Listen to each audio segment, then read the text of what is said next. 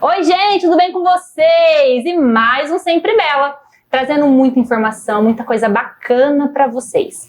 Então você, mamãe de plantão, gestante ou que já teve seu bebezinho, vai até o final dessa entrevista para vocês verem essa ferramenta sensacional que eu, comprovei, viu? Vem comigo.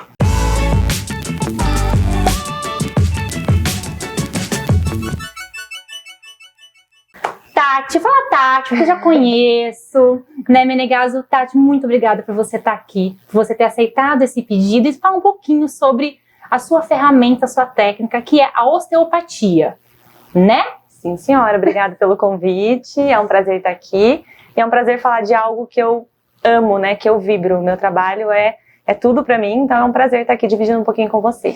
Tati, vamos começar falando primeiro. O que é a osteopatia? Porque é muito louco a pessoa ir lá e ela coloca a mão aqui e fala, você está com bloqueio não sei aonde. Aí ela coloca a mão aqui, olha, aí ela fica lá com a mão parada, tá, gente? Fazendo praticamente nada e você desbloqueia. Tipo, Laís, você tá com isso e aquilo. Como assim? O que é a osteopatia? Bom, a osteopatia, apesar de muitas pessoas acharem que é algo novo, não é. A osteopatia, ela se iniciou em 1874. Oi? 1874, com um médico, que esse médico começou a observar que faltavam algumas ferramentas para ele abordar mais o próprio paciente, né? Tá. Então a osteopatia é uma ferramenta manual, não uso nenhum tipo de aparelho, só uso as próprias mãos para tratar, e o nosso objetivo é sempre identificar a causa dos problemas. A gente colhe os sintomas, a gente escuta o nosso paciente, avalia, a gente sabe que existe um sintoma ali, mas para o sintoma existir, existe uma causa. E o nosso objetivo é identificar a causa do problema. Tratar a causa. Isso. Uma vez que a gente consegue tratar a causa, consequentemente a gente elimina os sintomas. Porque alguns tipos de tratamento, eles são sintomáticos, né? O remédio, por exemplo, às vezes você tá com uma dorzinha, você toma, ele trata o sintoma, mas não necessariamente ele fez uma correção completa da causa, em alguns casos, né? Tá. Então, o nosso objetivo é identificar a causa do problema, ajustar e permitir com que o corpo encontre de novo um caminho de equilíbrio, porque o nosso corpo, ele tem uma tendência a sempre ir em direção ao equilíbrio. O que eu faço? Elimino os obstáculos que o corpo tem e permito com que ele encontre esse caminho de equilíbrio. Apenas com um toque. Exatamente. São técnicas suaves, indolores. Total. Nós vamos identificando nos tecidos pequenas restrições de mobilidade. Porque quando eu faço um movimento aqui com as mãos, você está vendo um movimento amplo. Mas para esse movimento amplo acontecer, existem milhões de micromovimentos acontecendo. Entendi. Então nós vamos identificando tensões nos tecidos, alterações de temperatura, rigidez, perda de mobilidade. Então a gente vai ajustando esses tecidos e o corpo consegue se reequilibrar. Gente, isso é muito bacana. E aí, o que eu acho que não é tão falado, pelo menos, porque é falar da osteopatia, mas para poder tratar, mas não tanto na gestação. E depois vindo com esse bebê que nasceu. Por que que a osteopatia ela é muito importante na gestação? Bom, primeiro porque o corpo da mulher vai passar por milhares de modificações durante esse período. Um boom hormonal, né, que já vai modificar todo o funcionamento do organismo, e toda a parte postural e esquelética da mulher muda muito. Então, todo o corpo dela se expande para que esse bebê tenha espaço para se desenvolver. A postura dela se altera completamente. Então, pode olhar, toda gestante, ela tem aquela postura com a barriga bem inclinada para frente, as costas mais arcadas. Assim, parece que você vai tombar de cara. Isso, então todo o corpo, ele se adapta para receber um ser que está crescendo ali dentro, né? Então, você imagina que o bebê, ele fica dentro da pelve da mulher. E são estruturas musculares e ósseas. Se essa mulher tem algum bloqueio nessa pelve, pelve, por exemplo, na hora de abrir, esse quadril, na hora de abrir para esse bebê crescer ali dentro, ele pode estar assimétrico, tensionado. Esse bebê pode estar recebendo essas tensões e estar com pouco espaço para se mover. Ele pode estar apertadinho. Eu tenho um caso de um bebê no consultório que a mãe tem uma alteração gigante na pelve, um problema estrutural mesmo, bem torcida. O bebê nasceu com o formato, a cabecinha dele é o formato do quadril da mãe.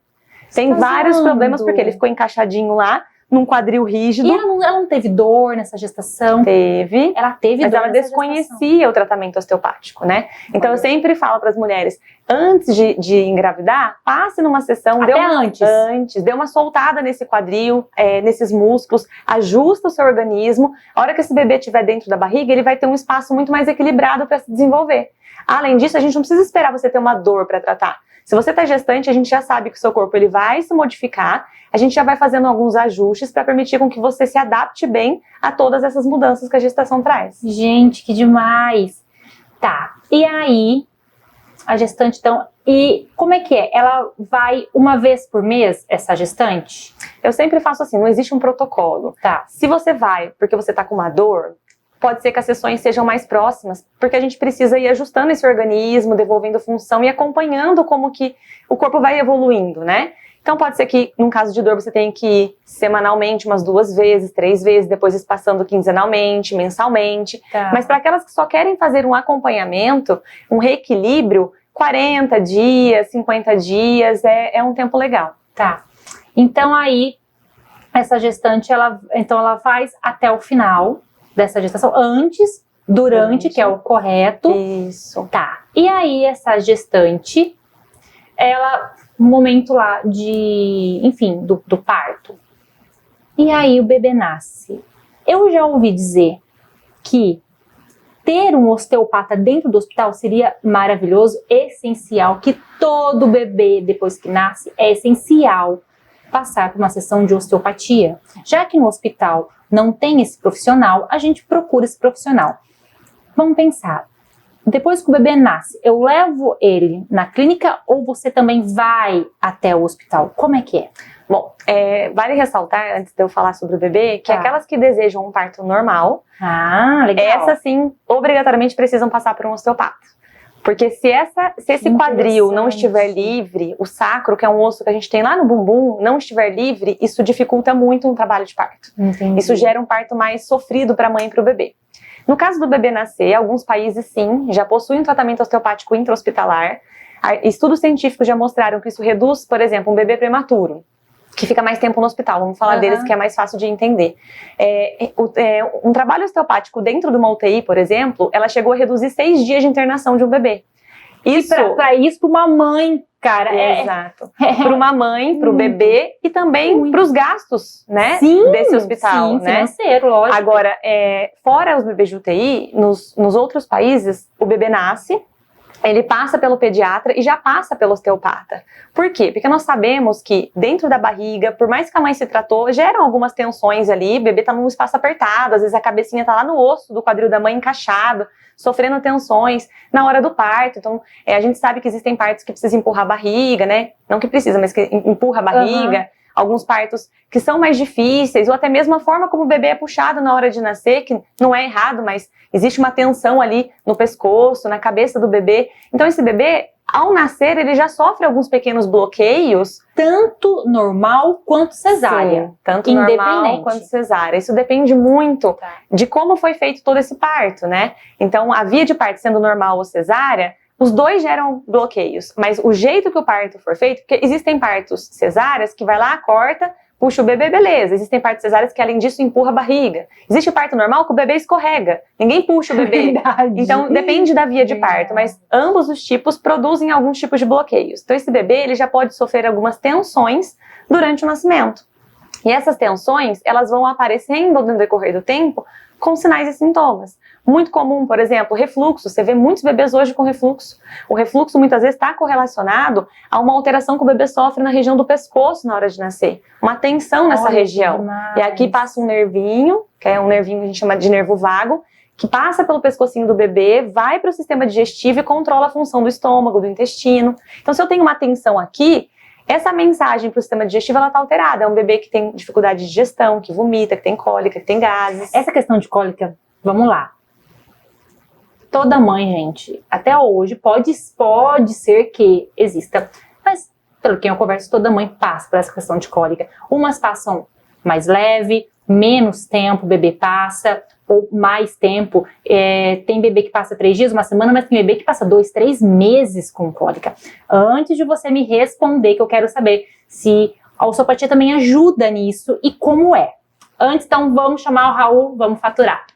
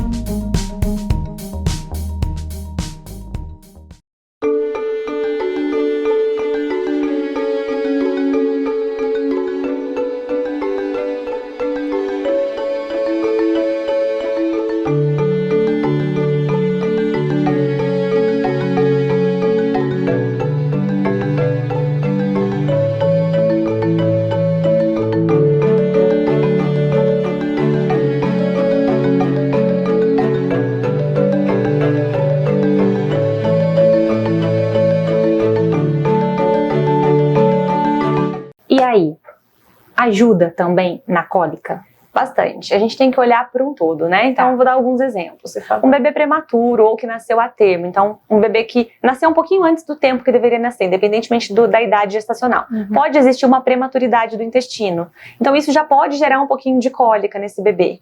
Tirando isso, esses bloqueios que eu expliquei que esse bebê pode ter sofrido dentro da barriga ou na hora do parto, também podem repercutir de uma forma que o sistema digestivo, principalmente o intestino do bebê, funcione de uma forma alterada.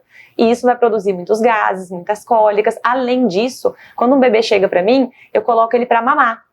Por quê? Porque agora colocando ele para mamar, tanto na mamadeira quanto na mãe, eu consigo ver como esse bebê tá mamando, como ele tá posicionado. Porque existe uma posição correta para dar mamar na mamadeira e no seio para um bebê, que faz ele engolir menos ar, que faz ele estar mais alinhado, então o sistema dele responde mais fácil essa mamada. Evitando o engolir ar e evitando essas tensões de posicionamento, ele consegue deglutir melhor. Engolindo menos ar, a gente tem menos desconforto nesse sistema digestivo.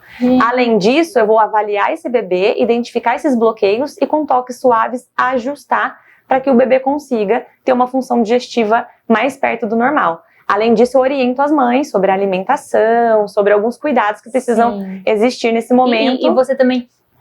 Você ensina também uma técnica, né, para as mães, como fazer em casa também, né, porque na madrugada não tem empate, gente, é você e teu marido e tá tudo certo, ou você sozinho, ou você uma tia, enfim, ou o marido com o bebê, então assim, você não tá com um profissional. Isso que eu acho interessante, que você também, você dá uns toques e você ensina algumas técnicas, né? Parte do tratamento são as orientações e tem algumas massagens que eu posso explicar para os pais fazerem em casa para trazer um alívio no momento de uma crise. Sim, porque quando tem crise de cólica, eu acho que você já deve ter recebido muita mãe, assim, com uma olheira aqui, tipo, pelo amor de Deus, por que eu fui ter um bebê? Não é que a gente, a falta de sono, a privação de sono, ela dói. Sim, e eu falo que parte do meu trabalho, que é a parte que eu mais gosto, eu não trato o bebê, eu acolho a família. Eu gosto muito de olhar para a mãe, de ouvir a mãe, porque todo mundo olha para o bebê. É verdade. Né? E quem olha para a mãe? A mãe tá precisando ser ouvida, ela tá insegura, ela tem os seus medos, ela não sabe se ela tá fazendo certo. Então, o meu papel também é acalmar essa mãe, mostrar para ela algumas opções que ela pode usar com esse bebê em casa para entender o choro desse bebê. Sim. Então, a gente tem todo um aporte para essa família para poder... Porque eu falo que o bebê é um peixinho. O papai e a mamãe é um aquário. Não adianta você tratar o peixinho se esse aquário não está equilibrado. Se a água ficou suja. Exatamente. Então, o que a gente faz? A gente cuida do peixinho e também cuida do aquário. Então, é um equilíbrio, né? Então, assim, quando você atende, você então consegue ver também. Quando vai, por exemplo, os pais, ou vai só o pai, ou vai só a mãe, com o bebê, quando tem uma resistência que vem além dali do bebê. Então, você consegue observar isso e devagar você também vai ajustando, você vai conversando, você vai também trazendo para a consciência dessa mãe e desse pai toda essa questão. Sim, porque o bebê, ele também percebe o que acontece ao entorno dele, né? Então, às vezes, o ambiente não estando seguro, os pais ansiosos, muito agitados, a mãe muito cansada, isso também reflete no bebê. O bebê, ele percebe isso, ele fica mais agitado, ele fica mais irritado, o refluxo piora, as cólicas pioram. Então, meu papel também olhar para essa parte emocional e orientar os pais sobre o que eles precisam fazer para ajustar esse aquário, né, esse ambiente. Sim, e uma coisa que eu achei muito interessante, por exemplo, o meu filho Luiz Otávio, ele vai fazer 2 anos agora em abril, mas quando ele nasceu, porque eu fiquei 15 horas de trabalho de parto, para ter parto normal, enfim, acabei não conseguindo, mas ele nasceu realmente com a cabecinha aqui mais para baixo e aqui mais para cima, então pode ter sido o jeito que ele ficou, e eu percebo muitas mães, eu tô vendo ainda mais pelo Insta, e eu não sabia disso, que a cabecinha do bebê, claro, que ela tá abertinha, ok, mas que ela vai se moldando, porque quando eu vi a cabecinha dele torta, eu falei, meu Deus, e agora? E não, com os ajustes foi se adequando, e eu percebo muito agora, algumas crianças usando até o capacete, porque fica muito com a cabecinha para cima, com a barriguinha para cima. Exatamente. E vai apertando e acaba ficando achatado isso.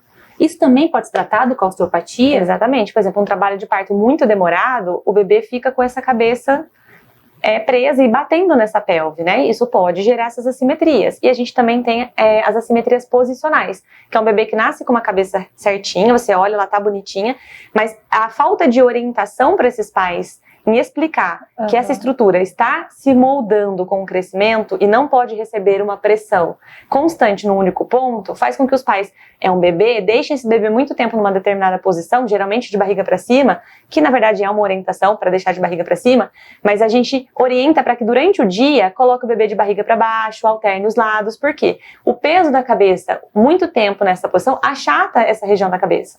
Você já teve casos assim? Muitos. Verdade. Então a gente tem que ir tratando, e eu falo, quanto mais precoce for o tratamento, mais rápidos são os resultados. Para as cabecinhas amassadas, no máximo até o 6º mês, para ter um resultado bem rápido, e depois a gente consegue melhorar, mas o resultado ele é mais lento. E o caso do capacete são casos bem acentuados, de uma assimetria já bem avançada, né? Em algumas situações. Demorou um pouco mais para procurar ou já é uma assimetria mais evoluída mesmo, um bebê que já nasceu com a cabeça muito torta e que é quase impossível a gente trabalhar rapidamente com uma técnica manual, e para não gerar danos para o desenvolvimento desse bebê, é indicado o capacete. Mas é um caso mais extremo. Tá.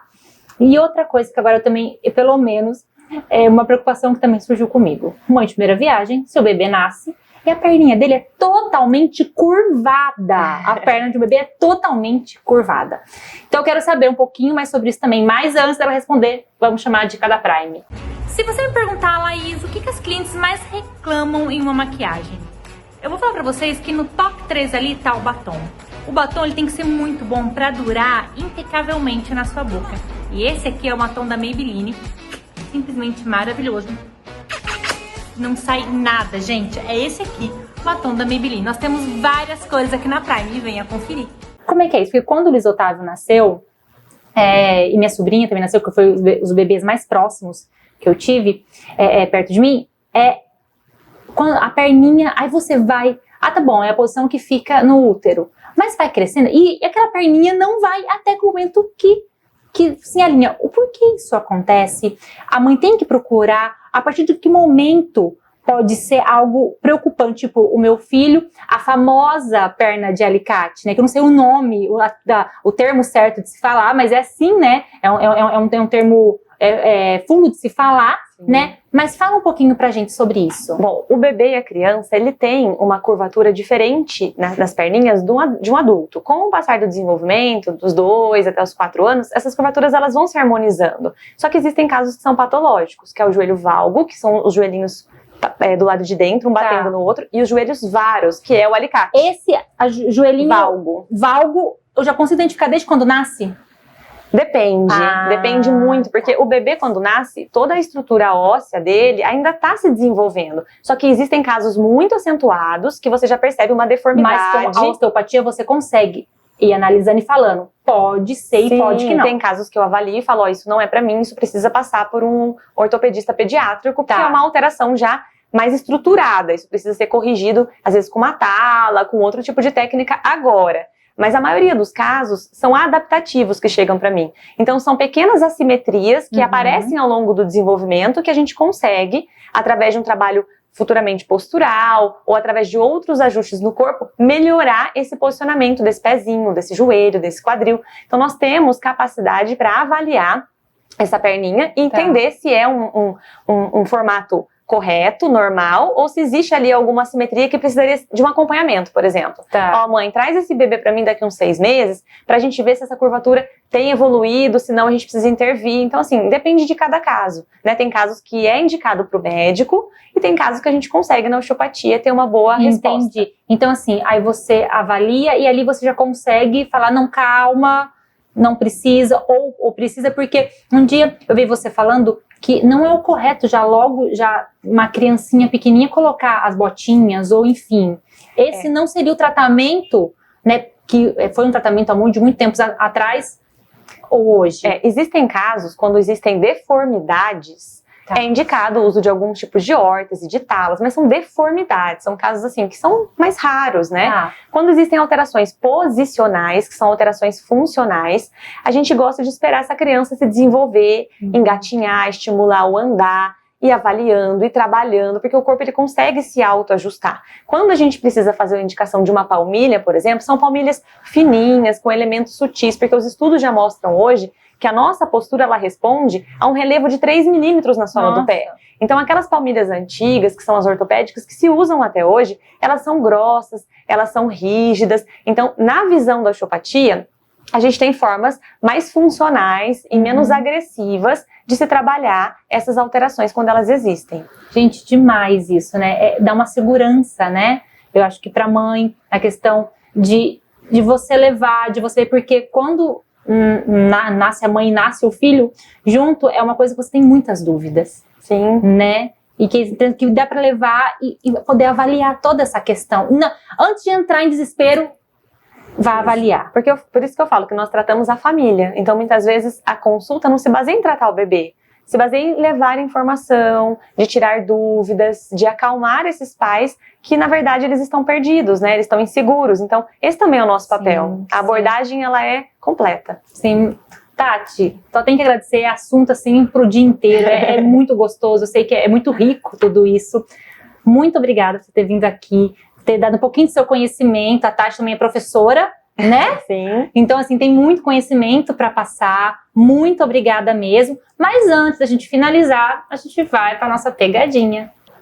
Vamos lá, Tati. A hora dos memes, hein? Quando um paciente chega na hora certa. Maravilhoso. Quando você sabe que o paciente, que é a mãe e o pai, tá falando que a culpa tá na criança, né? Que o negócio tá na criança, mas na verdade eles têm que olhar pra eles. Qual é a tua cara? Tipo, mãe, pai, se liga que vocês têm uma grande responsabilidade nisso. Egípcia, adoro a egípcia. Egípcia, maravilhosa, egípcia é incrível. Quando você não sabe qual cara fazer, faça a egípcia. Não é que sempre dá certo.